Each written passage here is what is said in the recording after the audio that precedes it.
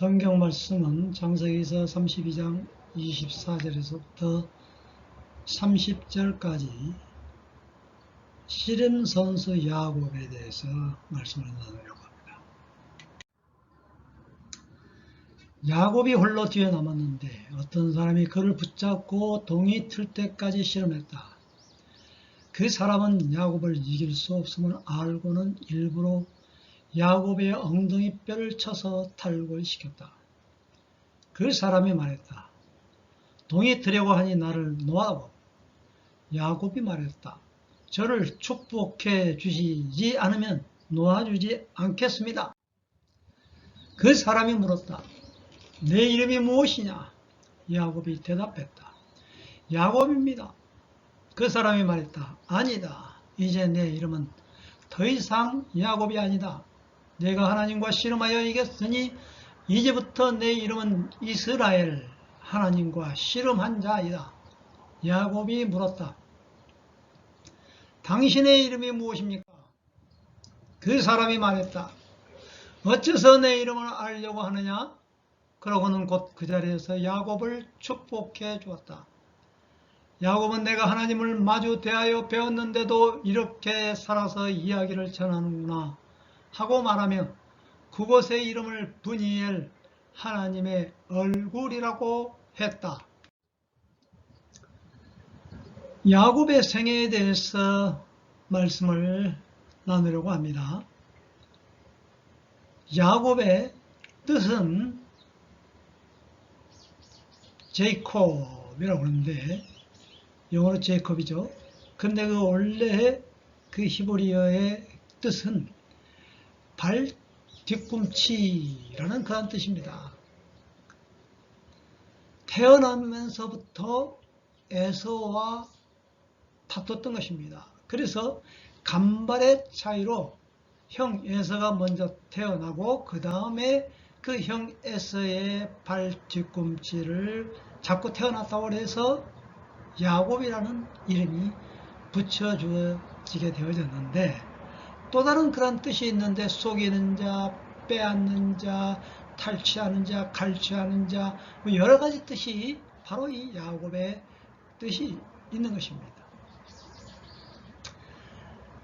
태어나면서부터 어떻게 보면은 치열한 경쟁 속에서 태어났다고 봐야 되겠죠. 그래서 젊은 청소년기 때에도 그 자기 형 에서와 붉은 죽과 장자권을 바꿔치기 했습니다. 명분과 실리 어느 것이 중요하느냐라는 그러한 그 형 에서와의 그 거래에서 에서는 먹는 것 팥죽을 택했고 야곱은 보이지 않는 장자권을 택하였던 것이죠. 이것이 바로 창세기 27장의 내용인 것입니다. 더군다나 한 발 더 나아가서 자기 어머니 리브가와 합동작전을 벌여가지고 아버지 이삭이 좋아하는 별미, 그 히브리 원어로 마탐이라고 그러는데 이것을 만들어가지고 이제는 축복권까지 따내게 되어진 것을 우리는 볼 수가 있는 것이죠. 그래서 야곱은 이제는 도망자의 신세로서 에서의 낯을 피하여 이제 자기 어머니의 고향인 밧단 아람으로 떠나게 되어진 것입니다. 그 밧단 아람으로 떠나게 되어지는 그런 과정에서 베델에 도착했습니다.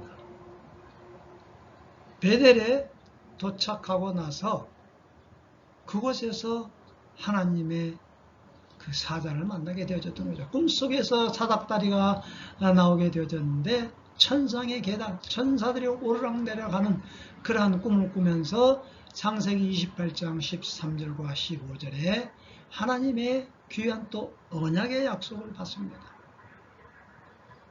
분명히 네가 이곳으로 다시 고향으로 돌아오겠다. 그리고 축복의 말씀을 더하여 줬던 것입니다. 그래서 그것은 베델이라고 이름하게 되어졌던 것입니다. 자기가 그 잠자던 돌베개를 기둥으로 삼아서 기름을 붓고 그곳 이름을 하나님의 집이라는 뜻으로 베델을 지으게 되었던 것이죠. 도망자의 신세에서 그 베델의 확신을 얻은 야곱은 라반의 외삼촌 라반의 집에 들어가서 이제 20년 동안 생활을 하게 되는 것이 29장에서부터 30장의 그런 내용인 것입니다. 그곳에서 레아와 라헬 두 아내를 얻었고, 그리고 실바 또 비라 여종 그 몸종을 얻어서 6년 동안 더 품삯을 위하여서 일하게 되어지는 참으로 처절한 종살이를 하게 되어지는 그러한 야곱이었던 것입니다. 창세기 28장 18절에 그 베델이라는 야곱의 생애에서 중요한 키워드가 있는데 바로 베델인 것입니다.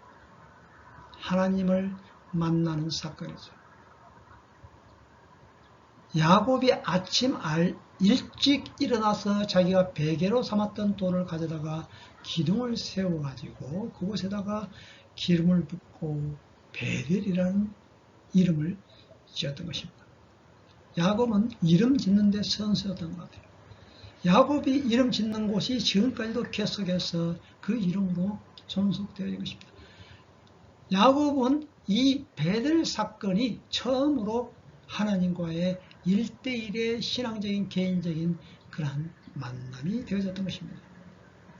믿음의 조상 할아버지 아브라함, 그리고 순종으로 이어지는 약속의 언약의 그 아버지 이삭, 아브라함의 하나님, 이삭의 하나님, 곧 야곱의 하나님이라고 우리가 불려지는데, 그런 그 신앙의 대대로 내려오지는 것은 그 부모의 신앙으로 내려오는 것이 아니라 바로 이 야곱은 또 다른 1대1의 하나님과의 그 만남 속에서 이루어진다라는 것을 우리는 깨닫게 되는 것이죠.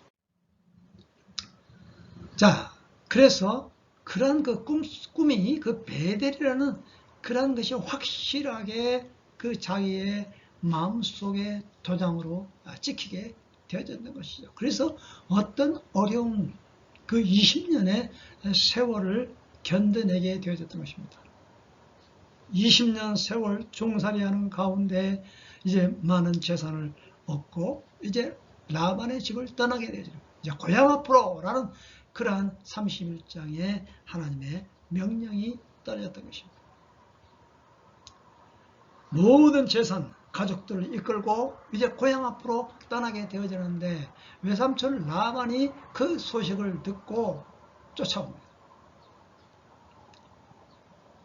그런데 수호신상을 훔치게 되어졌던 것이죠. 라헬이. 그게 바로 드라빔인데 왜 라헬이 그 수호신상 드라빔을 훔치게 되어졌는지는 참 잘 모르겠어요.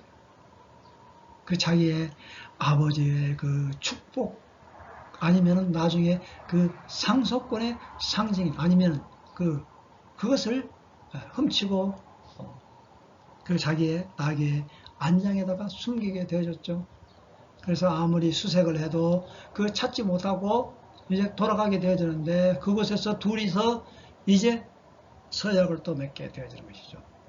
야곱과 외삼촌 라반이 이제 이곳에서 경계를 삼아서 서로 간에 침범하거나 공격하거나 탈취하지 말자라는 그러한 서약을 돌무더기를 쌓고 여갈 사하두다 아람으로 그렇게 라반은 명령을 했고, 히브리어로 야곱은 그곳 이름을 갈르아, 증거의 기념비를 세우고 그 둘은 이제 헤어지게 되어진 것입니다.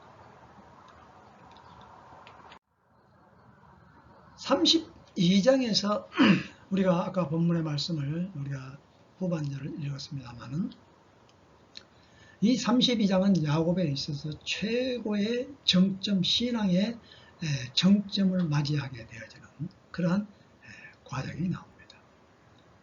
그래서 야곱의 생애에서 32장에 그러한 그 사건이 없었으면 야곱은 우뚝 일어설 수가 없었던 것이죠. 1절에서부터 2절까지 보면 하나님께서 나타나셨습니다. 하나님께서 마하나임 두 군대를 보내셔서 그 야곱에게 가는 길에 사자들이 하나님께서 찾아오셨다 그랬습니다. 그것은 무슨 말인고 하니 바로 두 군대를 하나님의 사자를 야곱에게 보이심으로 말미암아 어떠한 일에도 어떠한 사건을 닥쳐도 보호해 주겠다는 그러한 하나님의 메시지가 그 속에 담겨져 있던 것입니다. 에서에게 이제는 사자를 보내게 되죠. 야곱이. 그게 바로 3절과 6절입니다. 그런데 그 종이 돌아와서 보고하는 내용이 형이 에서가 400명의 부하, 군사로 무장된 그러한 사람을 쫓아오고 있다는 거예요. 이게 얼마나 야곱에게는 두려웠겠습니까? 자, 그래서 7절에서부터 21절까지 바로 이 야곱은 철저하게 그 에서를 만나기 위한 그러한 준비를 하게 되어지는데 그 첫 번째가 그 마하네 두 군대를 나누게 되어집니다. 아까 마하네임이라고 하나님의 그 진 군대 두 대의 그 군대를 보게 되어졌는데 이제는 자기의 그 소유물을 두 대로 마하네로 나눠서 이제 분리를 하게 되어집니다. 그러면서 한 대가 형 에서가 한 대를 치면 또 나머지 한 대가 이제 또 피할 그런 국리에서 그렇게 마하네 두 대로 나누게 되어질 것입니다. 그러고 나서 9절에서 12절까지 창세기서에서 최고로 긴 기도문이 나옵니다. 그냥 기도했다라고 그렇게 거의 다 기록하고 있는데 이 야곱이 기도한 내용이 얼마나 처절한 기도의 내용이었던지 9절에서부터 12절까지의 긴 기도의 내용이 나옵니다. 하나님께서 그동안 나를 선대해 주셔서 자격이 없지만은 부족하지만은 이와 같이 많은 아내와 재산을 얻게 되었습니다. 처음에 고향을 떠날 때는 빈 털털이었지만 이와 같이 그 베델에서 과거에 만났던 하나님께서 나에게 약속해 주신 그 축복을 안고 지금 제가 고향으로 떠나게 되는데 지금 앞서서 형 에서가 지금 쫓아오고 있다고 합니다. 에서의 손에서 나를 구원해 주십시오. 구출해 주십시오. 그게 생명을 구해달라는 그러한 생명을 내가는 그러한 기도를 드리고 그리고 마지막으로 하나님 끝까지 나를 선대해 주시고 나를 보호해 주시고 나를 축복으로 인도해 주세요 라는 그런 간절한 기도를 9절에서부터 12절까지 야곱은 하게 되어지는데 응답했다라고 그렇게 기록이 되어 있지 않습니다. 그러고 나서 13절에서 21절까지 이제 예물을 준비합니다. 그게 민하라고 하는데요. 550마리의 소와 양과 낙대, 낙타 이러한 것들을 이제 또 나누어서 세 그룹으로 이제 나누어서 그 형 에서에게 줄 그런 선물을 미리 보냅니다. 종에게는 어떻게 이야기를 합니까? 당신의 종 되시는 야곱이 바로 이 외삼촌 라반의 집에서 20년 동안 이렇게 종사를 하면서 얻어낸 그러한 소유물을 주인님께 바치는 그런 예금입니다. 계속해서 3번씩 그렇게 이야기하게끔 만드는 것입니다. 그래서 형 에서의 그 마음을 누그러뜨리기 위한 하나의 그 방법을 취하게 되어지는 것이죠. 22절과 23절에 보면은 그날 밤에 이제 작전 개시로 돌입하게 되어지는 것이죠. 야복강은 경계선입니다. 가나안 땅을 이제 자기의 정신 고향 땅을 건너기 위한 그러한 첫 입성하는 그러한 그 야복강을 건너야만이 고향 땅에 진입할 수가 있는데 그 밤중에 모든 자기의 소유물과 아내와 또 자식들을 다 앞서서 보내게 하고 나서 야곱은 홀로 남아서 그곳에서 이제는 처절하게 또 하나님과의 기도라기보다도 여기서는 24절과 32절에 보면은 씨름을 했다고 합니다. 씨름이란 표현이죠. 기도와 씨름은 좀 엄연히 다르다고 봐야 됩니다. 씨름, 아바크, 히브리어로서 아바크라는 그런 단어인데 아주 그냥 맞잡고 처절하게 그 밤중에 어떤 한 남자가 나타나서 보이지 않지 않습니까? 그래서 한 남자라고 표현을 한 거예요. 그러면서 막 처절하게 어떻게 보면은 막 그 격투기 하는 식으로 넘어뜨리고 안 넘어뜨리고 또 다시 일어나고 말이죠. 그 삿발을 잡고 하는 그런 그 씨름 선수처럼 말이죠. 그렇게 처절한 씨름을 하는 가운데 이제 동이 들려고 하니까 그 사람이 나를 놓아달라 이렇게 이야기를 합니다. 안 됩니다. 그러니까 그 사람이 환도뼈를 꺾어버립니다.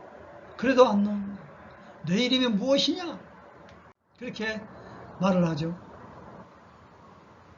씨름하는 장면, 밤중에 이제 한밤중에 이와 같은 사건이 벌어지게 되어지는데 그러고 나서 동이 틀려고 하니까 이제는 그 사람이 야곱에게 이스라엘이라는 이름을 붙여주고 결국은 축복을 해주고 떠나게 되어지는 것입니다. 그게 바로 브니엘의 사건인 것입니다.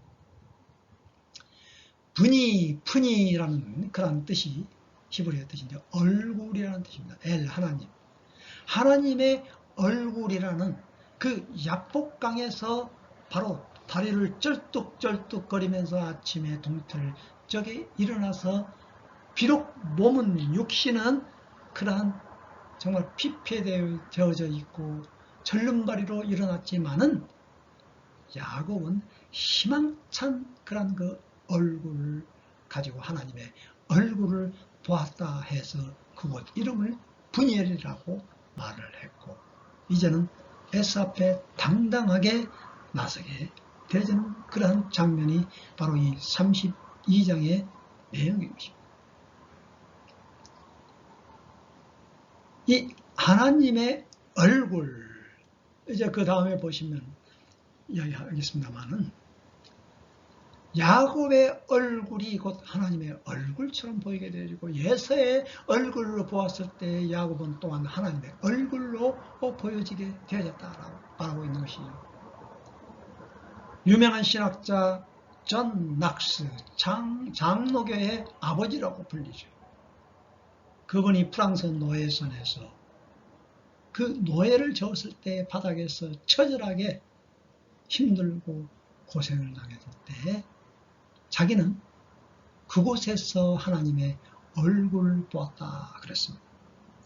그래서 그 사람은 나중에 죽을 때 자기의 묘비에 하나님의 얼굴, 사람의 얼굴을 들여가지 않는 자가 여기에 누워있다. 그렇게 묘비명을 썼다고 합니다. 닮고 싶은 사람을 우리는 닮죠.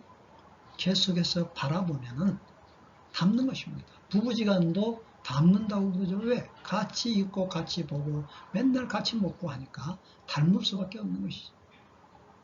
그곳에서 분이엘, 그 현장에서 야복강 나루에서 하나님과 씨름한 그 야곱은 이젠 더 이상 야곱으로 살지 않았던 것입니다. 야곱 이름 속이고 빼앗고 처절하게 삶의 그 현장에서 이제는 다 모든 것 다 내려놓고 이제는 하나님과만 싸움, 홀로 있을 때 하나님과의 싸움을 이긴, 씨름에서 이긴 그 이스라엘이라는 이름 훈장을 획득하게 되어졌던 것입니다.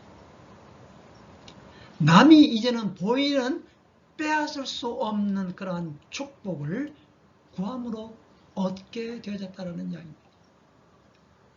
그것은 지금까지 자기가 20년 동안 모아두고 또 축적했던 그 아내와 자식들, 재산들이 이것이 다가 아니로구나. 그것을 깨닫게 되어져. 눈에 보이는 것이 진정한 축복이 아니로구나. 보이지 않는 그런 영원한 생명을 바로 야곱은 그곳에서 이스라엘의 이름이라는 얻고 나서 하나님을 보게 되었다라는 그러한 사건이 바로 이 분이엘 사건이었던 것입니다.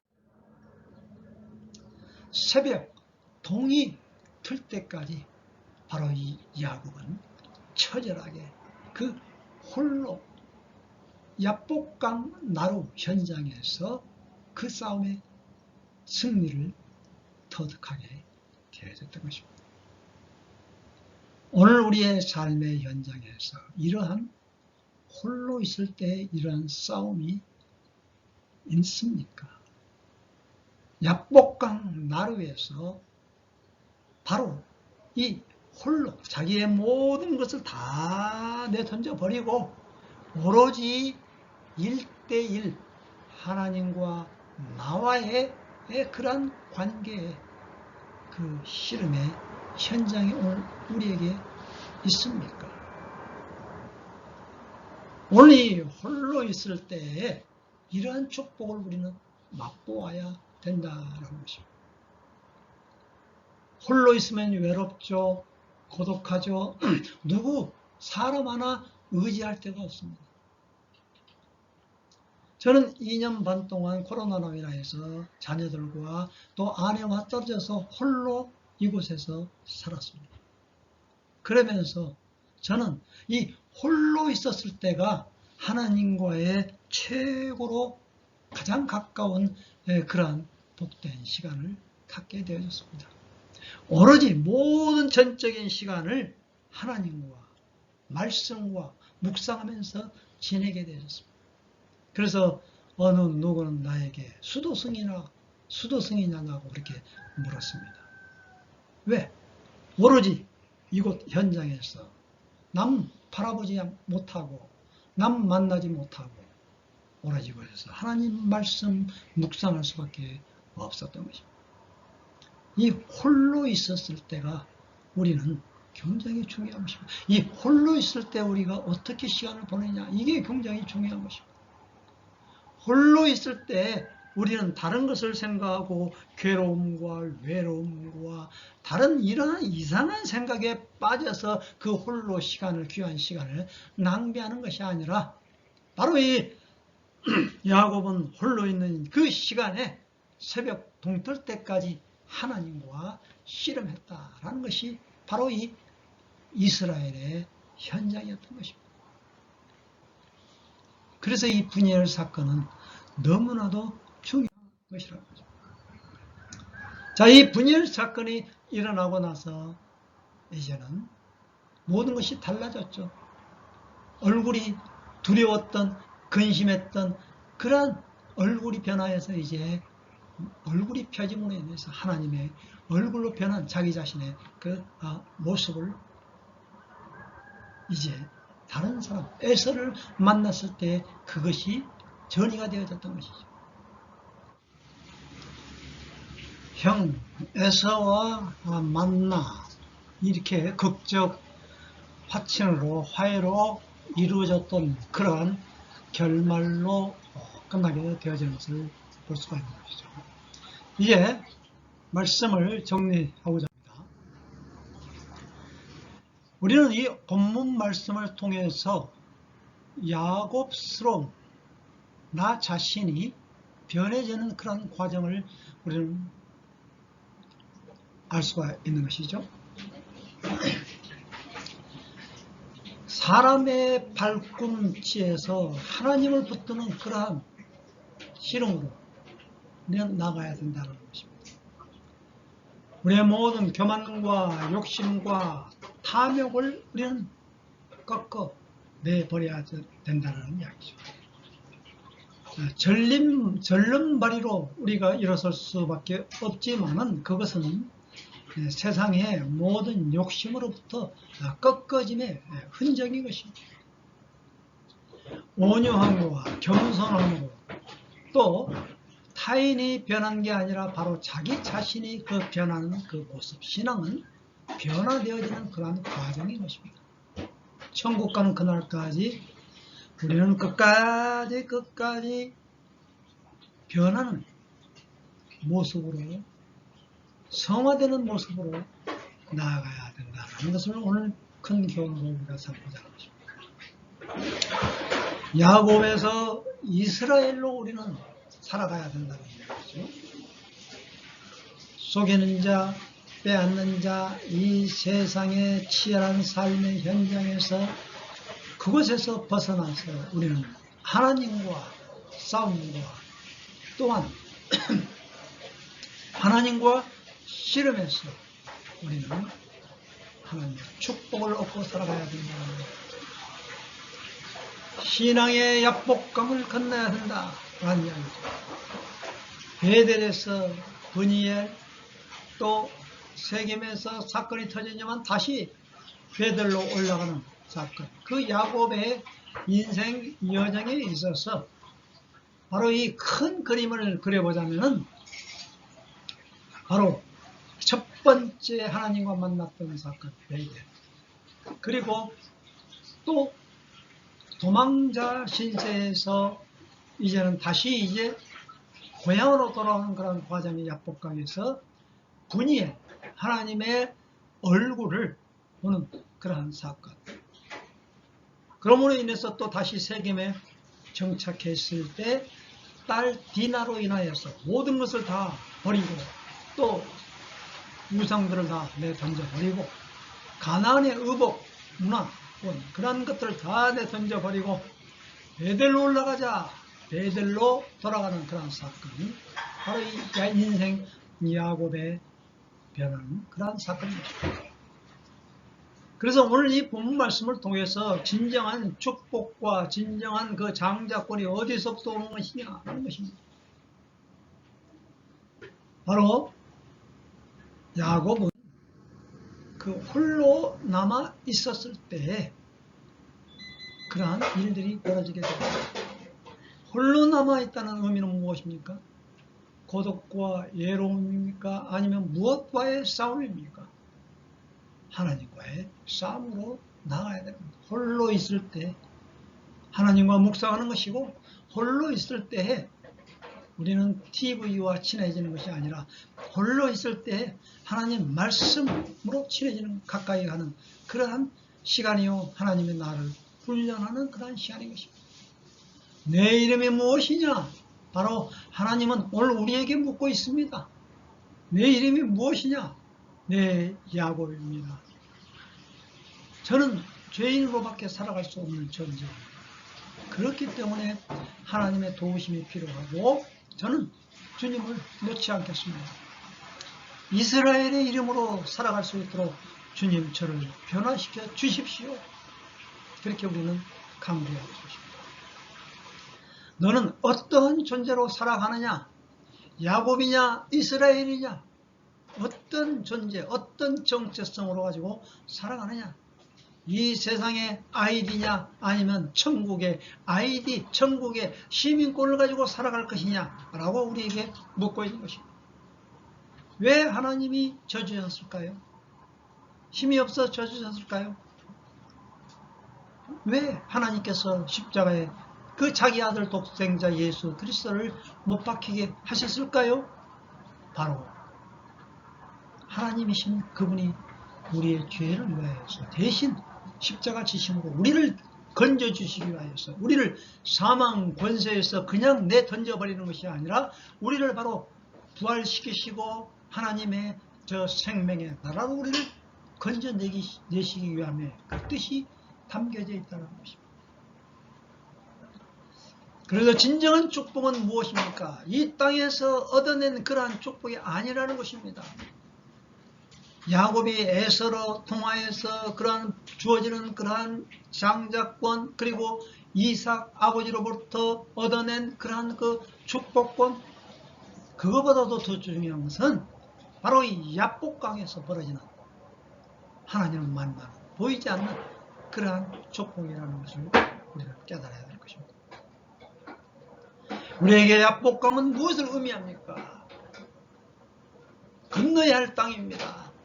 경계선에서, 세상과 하나님의 나라의 그 경계선, 그 야복강에서 우리는 양다리를 거치는 것이 아니라 건너야 합니다. 건너기 전에 하나님의 땅, 하나님의 나라에 건너기 전에 우리는 결단을 해야 됩니다. 신앙의 결단을 해야 됩니다. 싸움을 해야 됩니다. 흑암과 어두움과의 싸움, 그리고 하나님의 축복을 얻어내는 그런 하나님의 천사와의 싸움, 그래서 우리는 승리해야 된다는 것입니다. 그래야 건너야 됩니다. 건너서 하나님께서 우리에게 주신 그 축복의 땅을 건너므로 말미암아 오늘 우리에게 주어지는 그러한 놀라운 축복의 의미를 우리는 깨닫고 살아가야 된다는 것입니다. 현 세대를 살아가는 분열의 의미는 무엇입니까? 하나님의 얼굴의 모습으로 살아갑니까? 아니면 타인을 바라볼 때 원망의 모습으로, 짜증스러운 얼굴의 모습으로 살아갑니까? 야곱은 그 브니엘에서 하나님의 얼굴을 대면해서 보았을 때, 그 에서를 만났을 때 형님의 얼굴을 보니 하나님의 얼굴을 보는 것 같습니다. 이것은 아부의 그러한 말이 아닙니다. 자기 존재를 부인하는 그러한 종의 모습으로 그렇게 나아가는 것이죠.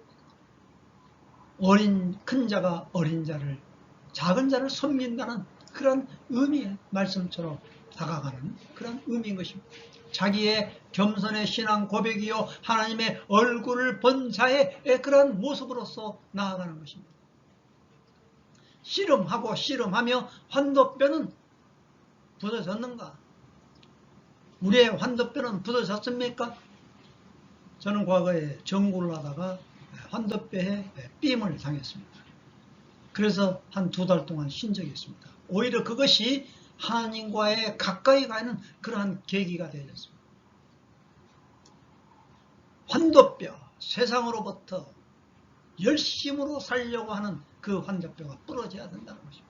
그래서 우리는 하나님과의 관계에서 다시 우리는 그것이 부침을 받고 부활신앙으로 나아가서, 언약신앙으로 나아가서 하나님과의 관계가 다시 회복됨으로 말미암아 우리의 신앙은 다시 의미를 되찾게 되고 이스라엘로 우리는 살아가게 되어진다라는 것을 우리는 큰 교훈을 깨닫게 되는 것입니다. 마지막 결론입니다. 야복강 앞에서, 이것은 곧 우리 인간의 마지막 그 한계 선상에서 우리가 어떻게 대해야 할 그런 태도를 우리는 결정하는 순간인 것입니다. 내가 할 수 없는 그때 바로 우리 하나님께서는 우리를 위하여서 싸워주시는 분이십니다. 예수 그리스도는 우리를 위해서 져주시는 분입니다. 우리를 위해서 죽어주신 분이십니다. 십자가에 못 박혀 죽어주신 분입니다. 우리의 죄 때문인 것 아닙니까? 진정한 축복은 바로 우리가 부서질 때, 우리가 나약해졌을 때, 내가 할 수 없다라고 우리가 주님 앞에 고백해 되어졌을 때, 그때 하나님은 우리를 위해서 일하실 수가 있는 것입니다.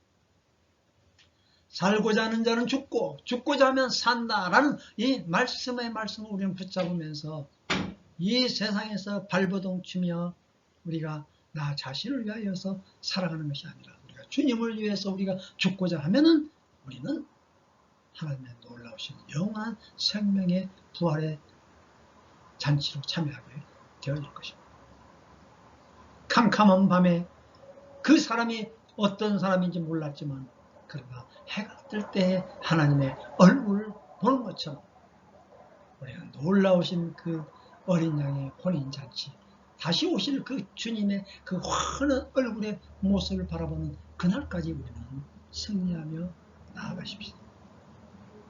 하나님, 은혜를 감사합니다. 실컷같이 어두운 세상에서 우리는 방황할 때가 너무나도 많이 있습니다. 야곱으로 살아가는 저희들의 인간의 모습입니다. 무엇을 얻기 위하여서, 무엇을 쌓기 위하여서 우리는 살아갈 때가 너무나도 많이 있습니다. 이 세상에서 처절하게 우리가 싸워야만이 우리는 승리할 수 있겠다는, 그래서 남을 속이고 장자권을 획득하고 또 속임으로 말미암아 축복권을 따내는, 어떻게 해서라도 우리는 재산을 불려가고 또 우리는 많은 그런 부를 축적하기 위해서, 권력을 얻기 위해서, 힘을 얻기 위해서 우리는 노력을 하며 싸워가는 그러한 야곱으로 살아갈 때가 너무나도 많이 있는데, 오늘 이 본문의 말씀을 통해서 야복강에서 브니엘 사건을 통해서 다시 한번 우리의 인생을 재점검하며 하나님의 영광을 바라보며 살아갈 수 있는 저희들이 되어지도록 축복하여 주옵소서. 예수님 이름으로 기도하였습니다.